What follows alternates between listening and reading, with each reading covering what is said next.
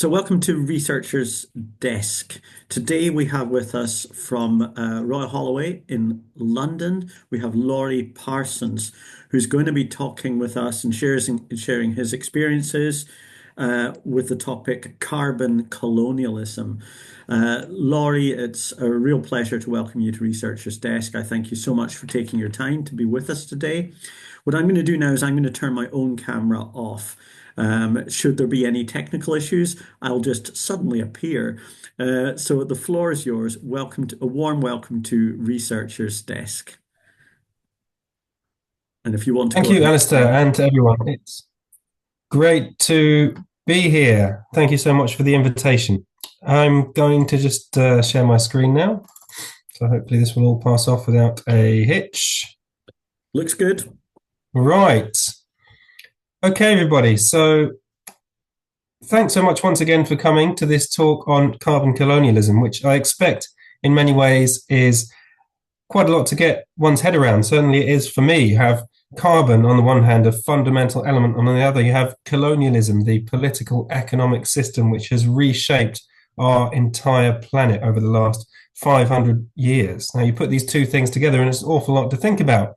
So when it comes to analyzing something like this, I do what I always tend to do, which is attempt to bring it down as much as possible to a human scale. So I would like, rather than attempting to dive into a Baroque theorization of the topic of carbon colonialism, to introduce you instead to somebody I met while scaling the side of a rubbish dump on the outskirts of Phnom Penh back in 2018. And that person here is Sophia.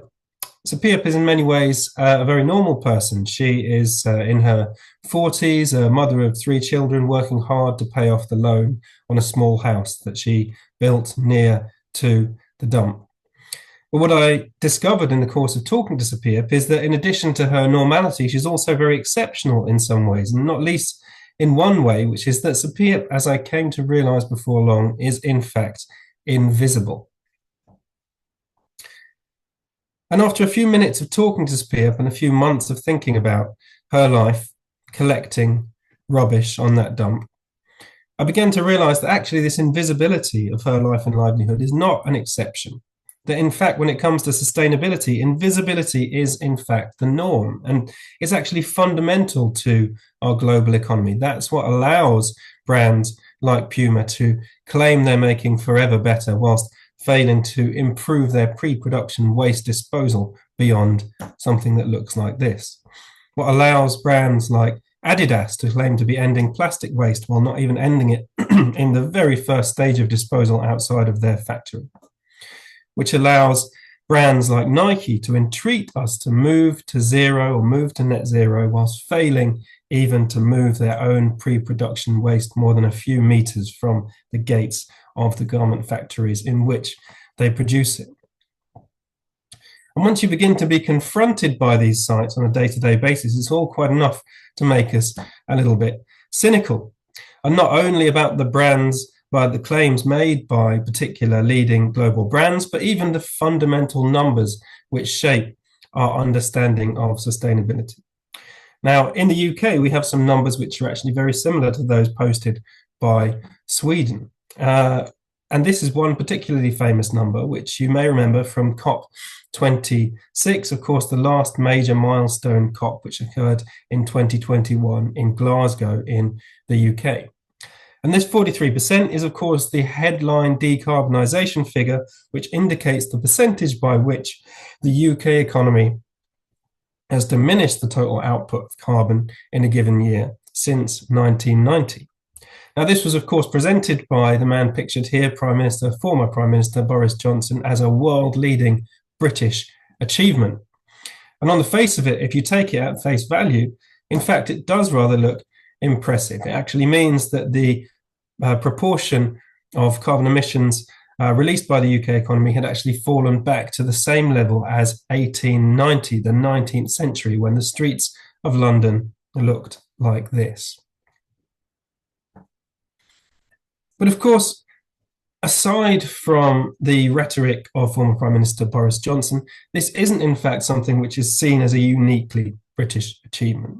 This idea that major global economies can drastically decarbonize their economic output, can drastically decarbonize what it takes to make the very fiber of their economy and the livelihoods that depend on it, is in fact fundamentally hardwired into our understanding of sustainability.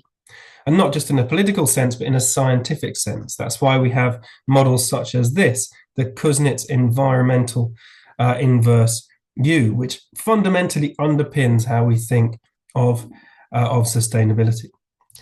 Now, what this little model graph shows is that essentially all societies, according to the Kuznets environmental hypothesis, argue that all societies go through three stages. The first is a pre-industrial stage, which is low emission and low environmental impact. The second is an industrial stage, which has very high emissions and high environmental impact. But then, as societies get richer, they inevitably, according to this model, move towards a post-industrial future, essentially where the ability to be wealthier and to produce goods and to produce value isn't associated with that same level of environmental destruction as before. Now, this idea is essentially so hardwired into sustainability thinking that we don't even necessarily think about it. The idea that we can get wealthier, the idea that we can economically grow without having an environmental impact is essentially the basis of our green growth understanding of what a green future might look like. But the problem is these fundamental models don't account for things like Sir Piop's dump. Even though they may be huge, even though we can see them for miles around, places like Sir Piop's dump don't figure within our understanding of environmental futures. Because the catch to this dump is that this isn't simply the detritus of an industrializing country moving through that natural stage of environmental impact, moving inevitably towards a green future in 100 years or so. Because every single item on this dump, every single scrap of garment, every single scrap of plastic and string was produced not in the course of the industrialization of Cambodia's economy, but rather was produced exclusively for export to major global economies like the UK, like Sweden, like the rest of the EU, and like the US. And so once you begin to see things like this, you begin to realize that there's a whole lot hidden in our global economy. That in reality, we're not so much moving forwards towards a greener future as dumping sideways into areas that we have rendered invisible through our practices of global production.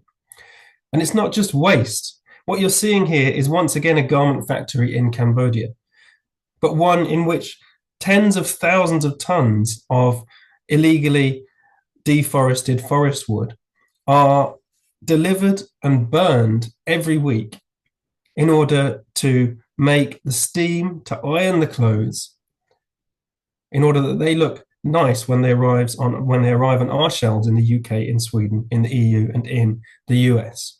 All of this, although we can see it quite clearly in front of us, although we can see the vast scale in front of us, is essentially from the perspective of sustainability planning and from the perspective certainly of sustainability jurisdiction, almost entirely invisible. Every one of these logs you can see right here, a deforested tree, all hidden within the same supply chains that we're quite possibly wearing right now. This is by no means simply a UK problem. It's by no means simply a Sweden problem.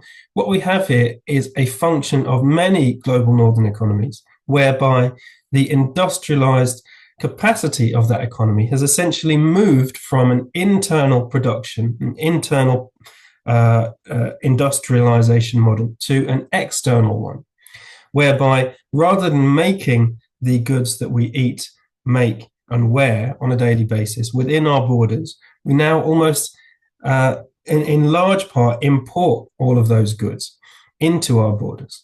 And what this means is that we've essentially become a container economy in which the fundamental items that we need in order to continue our lives are brought in containers which look just like this every day. And what this means is that as we come to be increasingly reliant on this container economic system, we have less and less visibility over the environmental impacts that those goods cost to be produced. So the emissions associated with making those garments, indeed with those food or with any given item, are hidden from us. They are not within our jurisdiction in the same way as they would have been if those goods were produced within our borders. To a large extent, we simply have no image available as to the environmental impacts of many of those goods. And once we begin to take this international perspective into consideration, then numbers like that famous 43% that we saw trumpeted so proudly at COP26 begin to look a little bit shaky. In reality, that 43%, once we include Britain's international economy, becomes more like 15%. So 2/3 of that world-leading achievement, as it was called at the time, disappears almost instantaneously. And there's a word for this process, which is carbon outsourcing, essentially outsourcing or removing the carbon impact of the production of the goods that we depend on off our environmental books and onto the environmental books of another country. But it's also been called carbon colonialism for a number of years. And the use of this phrase essentially points to the direction of that transfer of environmental cost. It's always in the same direction. It's never from former colonies into former colonizers, always along the same gradient of power which was established during that colonial era. And this phrase, carbon colonialism, has actually been used in a number of different but related ways. For example, the idea of carbon credits. This is where large areas of land in the global south are essentially dedicated to pay the carbon debts of the global north. This has been called carbon colonialism, once again, for the fact that these areas of land are used in such a way that they provide very little benefit to those global southern countries, but rather are used to pay for the carbon sins, as it were, of global northern industry. The way in which Swidden or slash and burn agriculture is regulated has also been called carbon colonialism, for the way in which it essentially forces small communities, traditional communities and community practices to be cracked down upon as part of a wider attempt to deal with a problem which is very much not of their making. And even the idea of carbon capture and storage technology, which is seen by many as a savior technology, has been called carbon colonialism for the way in which, rather than tackling the fundamental inequalities which have led to the current situation, it essentially legitimates the status quo in such a way that it allows it to persist with the same gradients of power and inequality. The idea of colonialism has also been used in related ways to refer to pollution, for example, plastic pollution in rivers, because this is something that is set according to international standards and which local communities, often who depend on those rivers, have no say in. So, for example, something like this that you can see in the picture behind you is deemed to be a safe plastic threshold limit, despite the fact that you can pull and see that plastic coming out of the guts of a fish.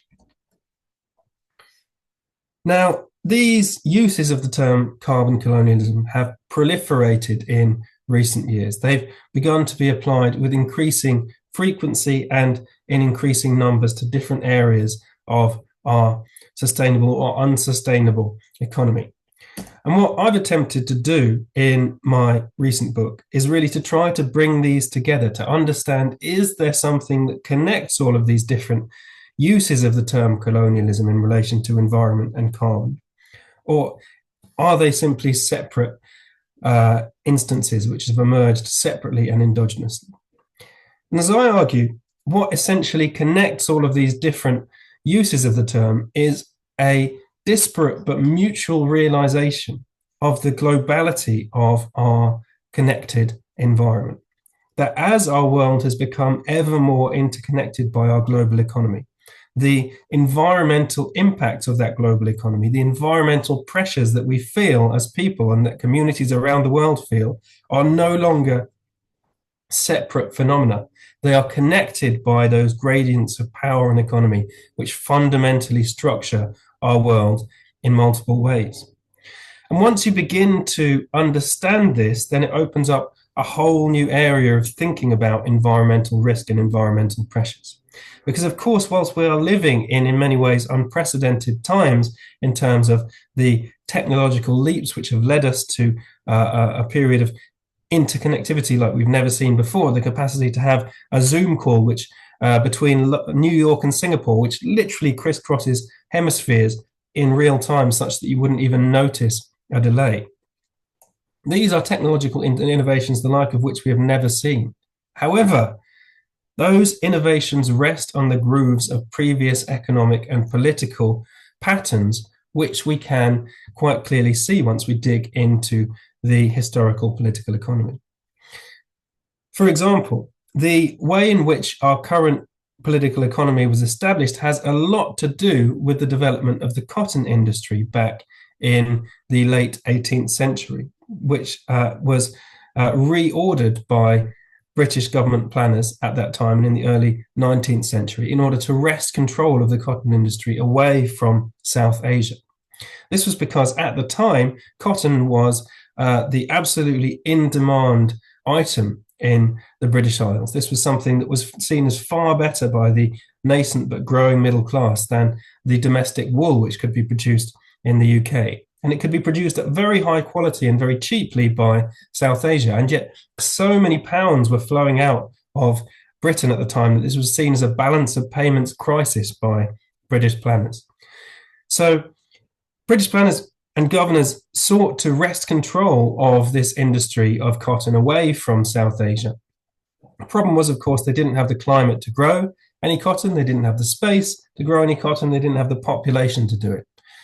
But what they did have was a whole new dominion in North America, the south of which was ideal cotton growing conditions. The problem was, of course, that after the great dyeing, which was associated with the colonization of the Americas, almost everybody in the continent was dead, apart from the few colonizers which had arrived. So you had a land perfect for growing cotton, but no one there to grow it. And so this new system, whereby this land could be used but populated by a new population of enslaved African workers, began to form the beginning of this new triangular system of economy. Essentially, these enslaved African workers would be shipped off to grow cotton in the south of North America, and then it would be sent back in raw form to be processed using the new inventions of the British Isles, the spinning jenny and Arkwright's water frame. And so this solution to what was in many ways a practical economic problem, using a factory system that essentially spanned continents, was one of the first examples whereby a factory system separated land, labor, and capital onto three separate continents. In other words, it was the beginning of what we now think of as the global factory that structures almost everything in the production of our livelihoods. Now, once we understand this, we can begin to understand a lot more about the contemporary garment industry on which we depend today. The Cambodian production systems on which a significant proportion of garments come to the UK and indeed also come to Sweden. So we import in the UK about 4% of, 4% of the garments we use in the UK come from Cambodia. And the UK imports about 25% of the garments that Cambodia produces. It's a somewhat smaller number in Sweden, but it's still a significant buyer of Cambodian garments. This example of Cambodia is very instructive because actually Cambodia has no cotton fields, just like Britain didn't. Cambodia doesn't produce any of the raw materials that it needs to make clothes. It's only the labor. It has the factories in which raw materials are sewn together or other processed materials are sewn together. Where that original material comes from depends on the case. In most cases, it will come directly from or indirectly from China, but China doesn't make enough cotton to actually export everything it needs to export. So it will often have come indirectly via other countries, from the US, from Brazil, Australia, Uzbekistan, Ivory Coast, or India. So on average, if you buy a t-shirt that says made in Cambodia, the materials will have traveled 14,000 kilometers before they even arrive in Cambodia. And that's another 18,000 kilometers to go from there. So we have this huge global system, which in many ways relies on groundbreaking technological achievements, but also essentially settles into those same separations of land, labor, and capital, which were established 250 years ago. Cambodia has neither the land nor the capital. The capital remains in investor countries like the UK, like the US, like South Korea, for example, that own the factories that produce those garments and actually own the machinery that produces them. Cambodia only has the labor, and the land remains in other places like that south of the United States where it's always been, like Brazil, like China, like Australia, like India. And it's not only garments, although garments do provide a very good example. We can also consider the idea, for example, of the humble house brick. Now, the house brick seems in many ways like the most local of commodities. It's literally the earth that surrounds us, or the earth on which we tread. Except increasingly, in many countries, not least the UK, it's no longer the earth on which we tread, it's the earth on which others tread. So many of the bricks that countries like the UK now depend on actually don't come from UK kilns. They come from places like this in South Asia, or increasingly from Turkey. And this is because the production capacity of countries like the UK actually diminished hugely during the global recession of 2008, which led to a shortfall in brick production capacity. Now, as a result of that, the UK now has to import almost 20% of the bricks that it needs, which is hundreds of millions of bricks every year. And tens of millions of those come from outside the EU, places just like this. So if your house brick comes from Gujarat, as tens of millions of house bricks do to the UK, this means that that brick has to travel all of this distance. It has to travel around 18,000 kilometers on this journey via shipping container all the way to get to the south of England. And that means that on its journey, that container of about 80,000 bricks will have produced enough carbon to weigh the equivalent of 5 blue whales. It's about 600 tons of carbon, a vast carbon cost for a very low value commodity. So essentially what we have here is a trade and an industry that would never be allowed if carbon played any factor in the pricing of those goods. This is a low value commodity which is sold with no thought for the vast carbon cost of transporting it more than halfway across the world. And you may well think, well, I would never buy an imported brick. But if in reality you may not know that you are importing a brick, because this is what they look like. They have, in many cases, they have nostalgic sounding deceptive names like Imperial Red, you can see here, and other examples are Suffolk Multi or Manchester Blue. So of course they're not called Gujarat Red, they're called Manchester Red in order to essentially hide the fact of their origins. This all might seem surprising in many ways. Whenever I talk about bricks, it's something that not many people have heard of. The idea of an international brick trade is certainly beyond the imagination of many people. But in reality, this once again is simply industry settling into the same grooves of production as were established during that 19th century of colonization. Because the idea of goods of all descriptions moving to the center of the empire or an empire is fundamental to the project of colonialism. I've animated this map here to demonstrate it, but the map itself really tells the picture, the idea of everything moving to the center, essentially value moving towards the center. But what this model and this narrative of the colonial economy never really fully accounted for was the other side of the coin, the fact that where you have the extraction of value, you also have the extraction of waste. Now, that was never fully appreciated or accounted for in the colonial economy, but in our post-colonial economy, we have the same issue. Value continues to move to the center of our global economy, and waste is either left at the periphery and at the margins, or is exported right back out to the margins from whence it came. And it's this which continues to be the fundamental contradiction of our sustainability planning, which doesn't account for these directions of sustainability of our economic processes around the world. And there are some fairly raw numbers which demonstrate this case rather effectively. We've already heard about that 43% decarbonisation figure becoming far more shaky in the UK. But the EU as a whole posts a somewhat lower, but also on the face of it, fairly impressive figure of 27% decarbonisation across the bloc since 1990. Now, we already know that that 43% in the UK becomes only 15% once we take into account the full international economy of the UK. But in the EU, the picture is really not much better. Actually, that 15% that we see in the UK is enviable, because in the EU, it's only an 11%. But I'm not going to say 11% reduction. In fact, it's an 11% increase. So the EU as a whole has actually increased its carbon emissions since 1990, once you take into account the full global economy on which it depends.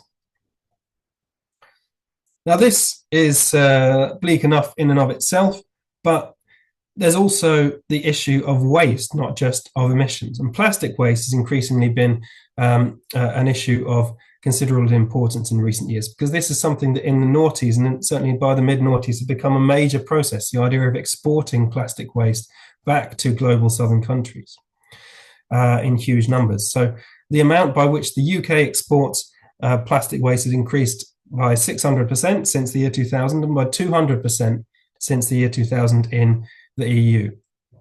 All of which you may begin to think is looking rather bleak indeed. So it's here where the good news begins to come, because this issue of plastic waste isn't as bleak as it seems. If we look at the numbers, they do actually hold a sliver of hope for something better.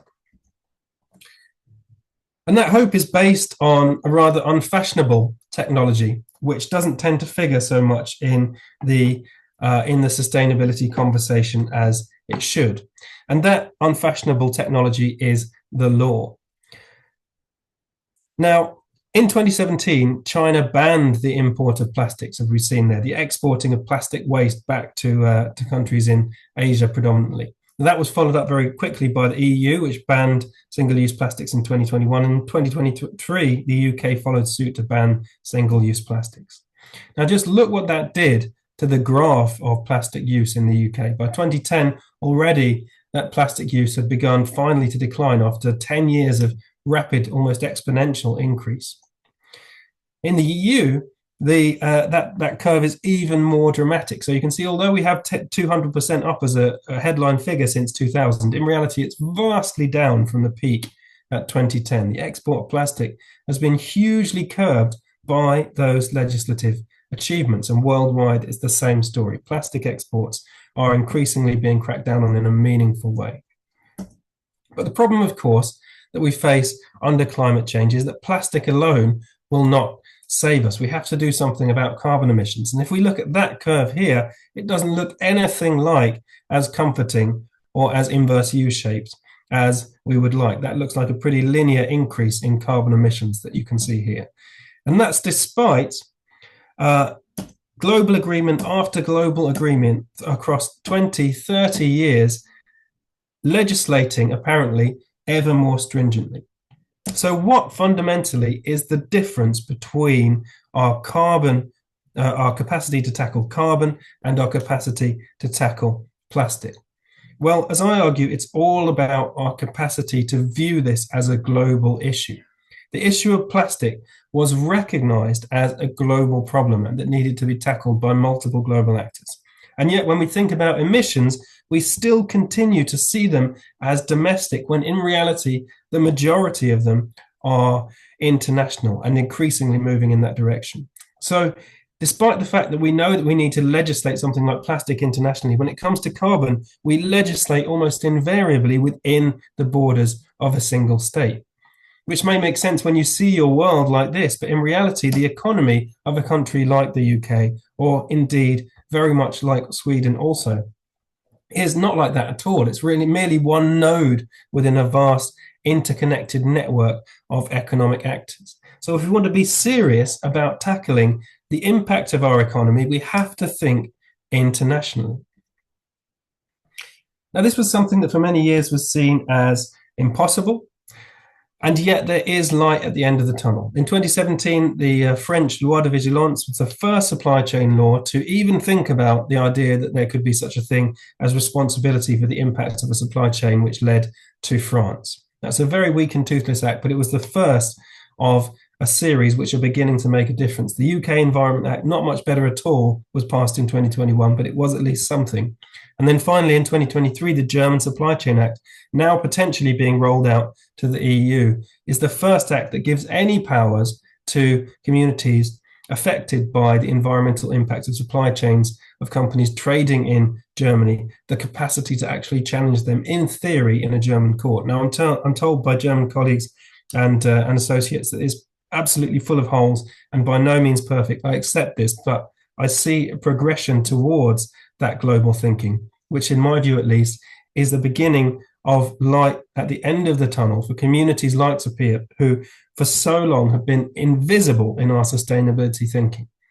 And recognizing that really does give us the first green shoots of hope for a more globalized view, which will transform our capacity to genuinely and meaningfully regulate the environmental impacts of our economy around the world. Thank you all very much. Thank you very much indeed, Laurie, for a completely outstanding presentation.